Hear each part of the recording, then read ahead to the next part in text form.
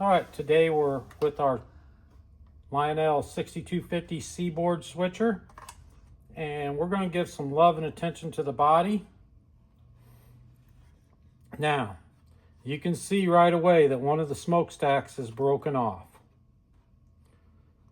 And I was rather disappointed when I saw that, but there are replacements. Now the color's a little off, but we're going to give this a bath and see what happens first. But we can replace them. We're going to pull the body off. Again, there's two little quarter turn. There's one. There's the other one. Two little quarter turn brackets that hold it. And there the body's off. Now, you want to be very careful with this. That is very fragile and breakable. We want to get those off. And if you look on the inside, you can push right there. We're going to take a punch.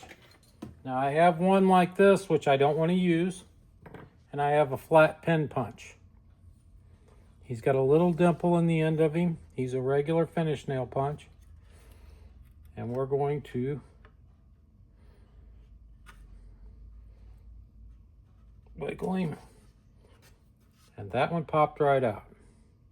There's the bell, so we don't have to worry about losing or breaking it. This is the one that I'm really concerned about. Gently wiggle and push. And there. And there is, those are replaceable, but if you don't have to replace it. Now the lights, I looked at these and I've pushed on them and they're in there good and solid. So we're not going to disturb those. Now we're going to take this back, give it a good bath, and then we're going to take a die grinder on our Dremel and die grind this out, and we're going to replace these smokestacks. All right, we're back. We've took and gave this a wash, and it's still got there's some paint wearing there.